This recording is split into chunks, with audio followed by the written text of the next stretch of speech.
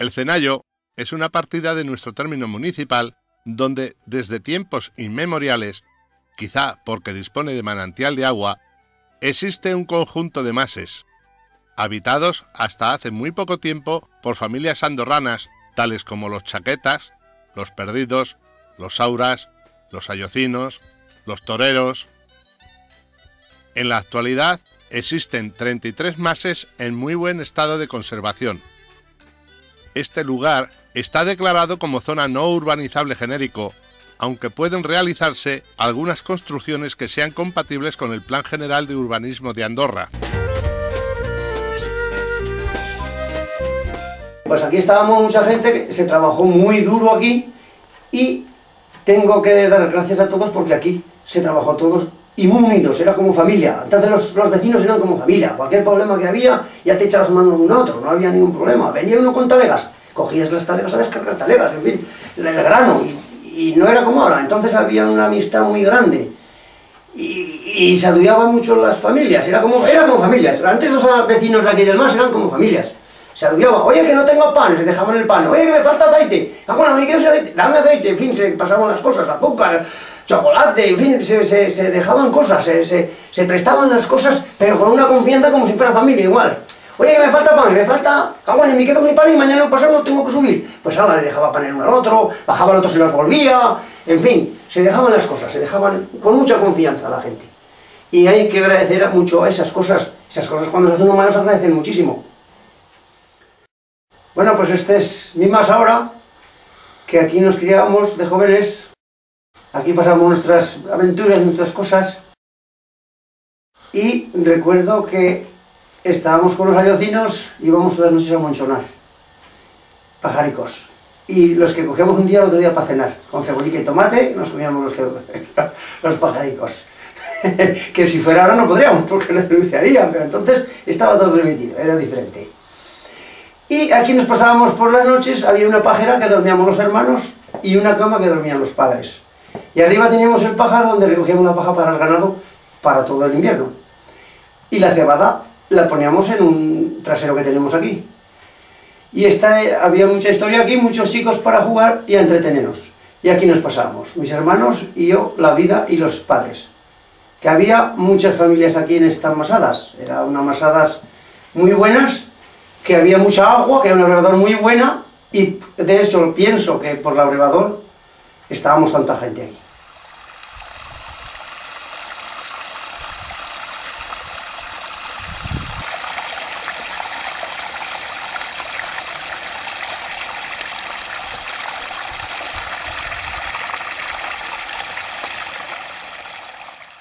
Este es el rebalsó que empleaban las mujeres para venir a lavar. Aquí venían a lavar y a fregar los vajillos. Y como había tantas familias aquí, pues todas venían a la ropa, siempre las lavaban aquí. Siempre, y venían hasta a lo mejor del Ventorrillo, pues también a lo mejor la mujer de Iranzo también ha llegado a bajar, ha venido bastantes veces a lavar la ropa aquí en el rebalsó. Para que la ropa estuviera más clara, la metían en una tinaja con boca ancha, la llenaban de agua y encima colocaban un trapo. Encima del trapo ponían ceniza, la cual poco a poco filtraba y así conseguían blanquear la ropa. Podemos comparar que la ceniza hacía las veces de la lejía hoy día. Cuando consideraban que había pasado el tiempo suficiente, sacaban la ropa y la volvían a lavar otra vez para eliminar los restos de impurezas que pudieran haber quedado.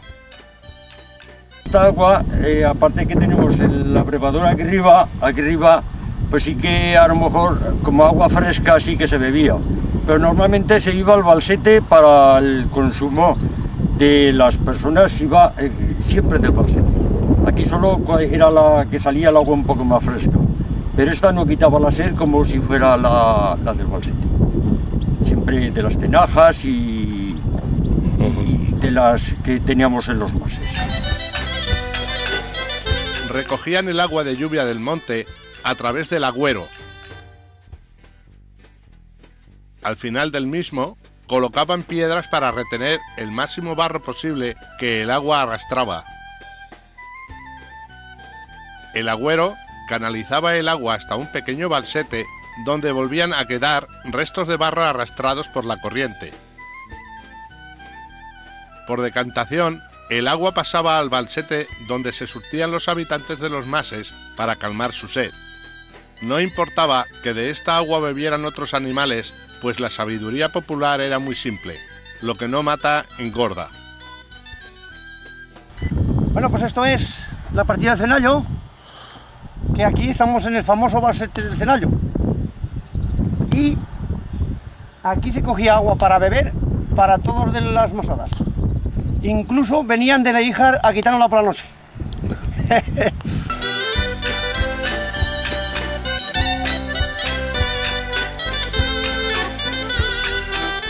No descuidaron en absoluto la educación de los chicos y chicas que habitaban en estos mases.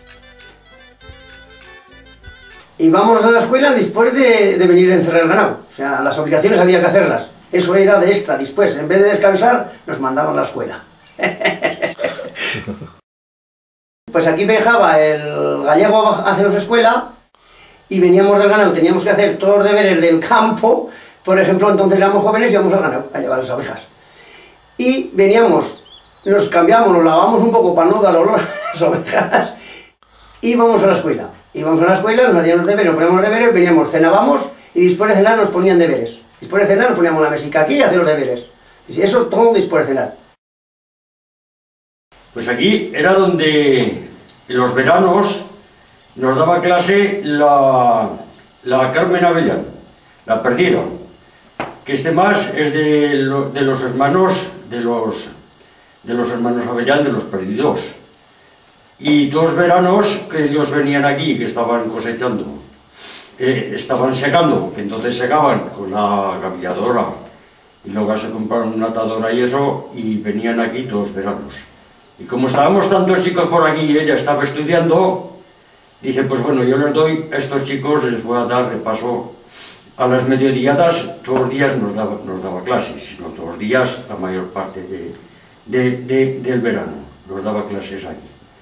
Y luego en el invierno, también en otro más también bajaba del pueblo, venía el Samuel el Gallego, venía a darnos clase también por las noches. Estuvimos pues un par de años o 3 seguro que vino el Samuel a darnos clase de repaso.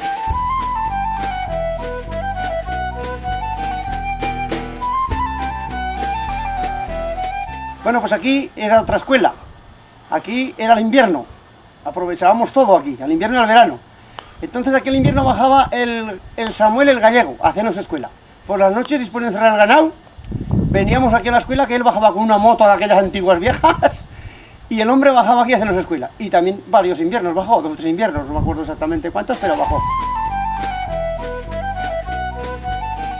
Tal y como era preceptivo, los chicos y chicas que habitaban estos mases también debían hacer su primera comunión.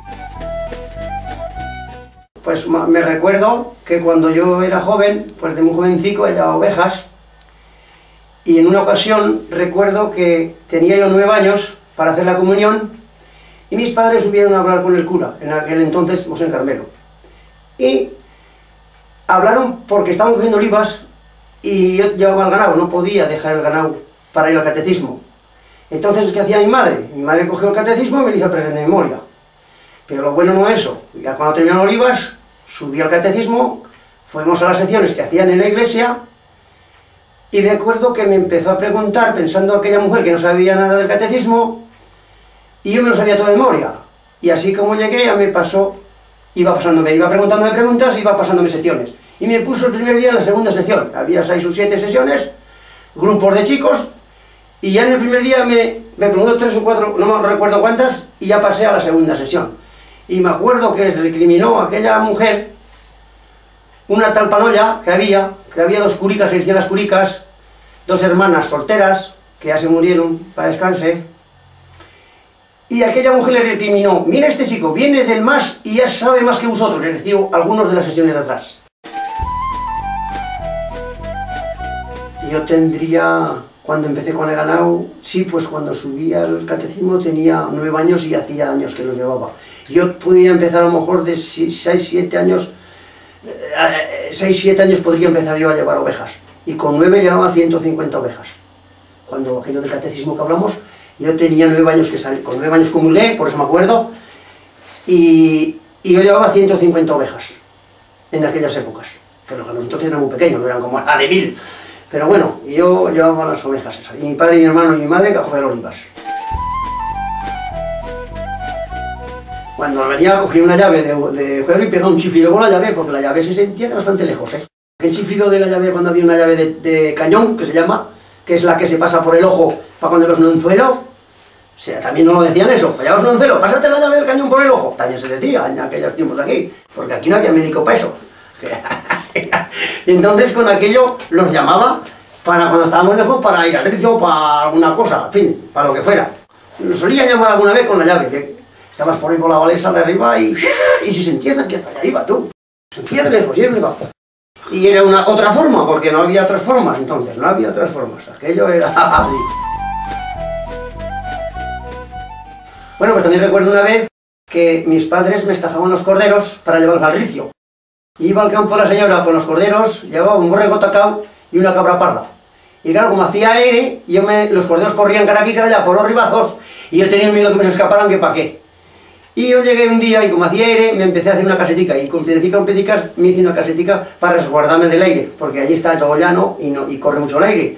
Entonces me hice una casetica yo con una media luna para taparme el aire. Bueno, pues aquí reloj los jóvenes no llevábamos, entonces la pared de píbola de los peridos nos servía de horario. Cuando en aquella pared pegaba el sol de lleno era la 1, a comer. Cogíamos el ganado y a comer. Y también estaba el portillico La Cerrada, que también cuando estaba en el portillico era la 1 de mediodía. Entonces tenemos 2 referencias.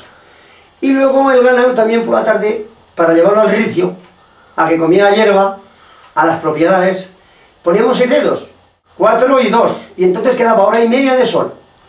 Y entonces íbamos a hartadas para ese rato, comieran un rato de hierba y al corral, a la que se hacía de noche y oscurecía al corral.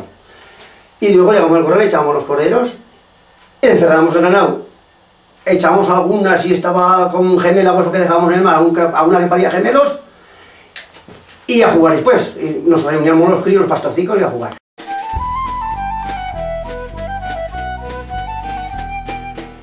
El ganado por la mañana salía prontico, no como ahora que a lo mejor suelta cerca de mediodía. Entonces lo estábamos por la mañana prontico para pillar los mejores cabezos. Cuando venían las cosechadoras que empezaron a venir las cosechadoras, corriendo a coger los cabezos para las espigas del ganado, a ver qué llegaba primero. Entonces a la puntilla a soltar. Cuando los perdidos compraron la atadora que tiraba los fajos hechos y que no había que atarlos a mano, quedaron tan sorprendidos que resultó una revolución industrial en el lugar. Bueno, pues esto es una atadora que cuando salió esto ya nos parecía que estaba todo ventado, porque esto ya tiraba los fajos hechos, no había que atarlos a mano.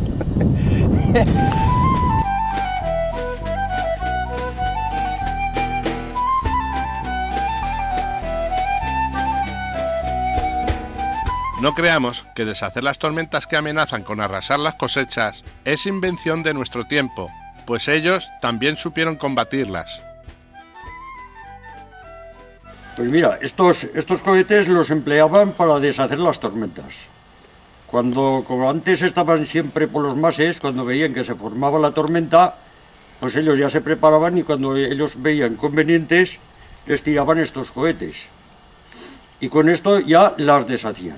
Se tiraban en varios puntos del término de Andorra, según por donde fuera la tormenta. Los tenían siempre por los mases. Si la tormenta ellos veían que era pequeña, pues a lo mejor con este tenían bastante, con este cohete.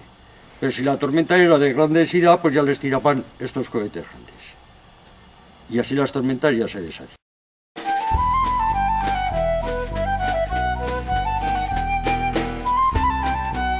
Bueno, pues aquí el pan también era otro problema, porque subir a casa estaba lejos, porque hay 15 kilómetros de aquí a casa, y subían cada 15 días las mujeres a amasar. Subían el día de antes, masaban, preparaban otro día masaban. Cogían la burrica, porque normalmente había burricas, el postón, el baste y el esportón, y con la carreta del otro día y alguna cosilla, compraban una toma de chocolate, algún bicho, poca cosa, porque había poco dinero entonces, y bajaban aquí. Llegaban aquí y lo tendíamos en un cañizo para que no se secara tanto. Le poníamos un poquito por encima, pero pan de 15 días por lo menos 15 días o 20 seguros que se comía el pan. Lo que pasa es que era el pan redondo y tardaba más a secarse. Entonces este pan un cuarto, que era planta baja, no hacía aire, estaba un poquito húmedo y tal, se aguantaba un poquito. O sea, aquí se aguantaba el pan bastante. Pero con el se comía seco y cuando se secaba, 4 gotas de agua y adentro. O sea, había que comer pan seco cuando se secaba, no había más narices. Bueno, pues aquí había una pequeña tienda que la tenía la tía Pitayas, que aquí tiene lo más esencial, tal como chocolate, aquel de tierra que ahora no lo vemos, y arroces, sopas, judías, cosas de estas tenía esta mujer aquí, lo más esencial. Y aquí le comprábamos para poder vivir, ticas de escabeche, cosas así, o sea, sardinas, latas de sardinas también tenía aquella mujer, en fin, lo más esencial lo tenía esta señora. Y aquí a comprar porque a casa costaba mucho subir con los machos. Las diversas enfermedades y accidentes los curaban con lo que tenían más a mano, y no eran otro que su medicina natural, pues se sirvieron de hierbas, árboles, arbustos y para desinfectar una buena chorrada de vino. También recuerdo que cuando había alguna enfermedad, alguna cortada o algunas cosas de estas, algún golpe, pues había mucha fe aquí a la hierbabuena. La hierbabuena igual curábamos animales que las personas. La hierbabuena para las cortadas curaba mucho. En una ocasión, me acuerdo que teníamos nosotros una yegua que criaba caballerías para trabajar y se le puso mal de bragueros. Y mi madre cogió con hierbabuena, la chapeaba al braguero, y la yegua en vez de marcharse se escarramaba para que la curara tú, que eran los animales como son. Y las personas nos curábamos con mucho con hierbabuena. Y alguna cortada más pequeña, cogemos el tonel del vino, que los padres siempre tenían un tonel, y con el tonel le echamos a la herida, porque ese vino llevaba muchísimo alcohol siempre, era casero y lo cuidábamos y había mucho alcohol, no había ninguna cosa, era todo alcohol y era bueno. Entonces así nos curábamos los males más pequeños. Si había más grandes, yo no recuerdo si había alguna rotura, pienso que iríamos a casa, porque cuando se subía a casa es que había mucho mal, que si hubiera dedos rotos, hueso, o a lo mejor incluso algunos rotos a curado a puro de tablillas que se ponía a lo mejor y todo. O sea, se subía poco a casa. Cuando se subía a casa había mucho mal ya, si no, no se subía. Para el mal de muelas utilizaban la planta llamada belenio,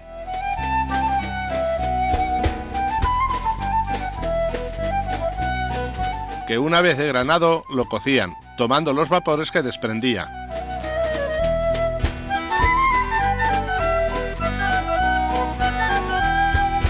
También recuerdo otra vez que estábamos aquí, se marcharon mis padres a casa por los motivos que fuera, y recuerdo que estaba mi hermanico el pequeño, y teníamos un granero arriba de morcillas y pellas y eso, y se ve que tenía hambre y fue a las pellas, y se ve que se comió muchas, por lo visto, y se puso malo. Aquí de noches y estaba muy malo, se puso los ojos en blanco y muy malo. Y cogieron mi tía Balbina, mi padre, y un macho galiciano, que les decían galicianos, que era muy grande, y al ventorrillo cara a casa. Con el carro no había otro sistema. Y entonces, a ver si podían encontrar un coche que pasaba por la carretera. Claro, era la 1 de la noche a la que llegaron allá arriba ya, entonces no era fácil en aquellos años pasar un coche.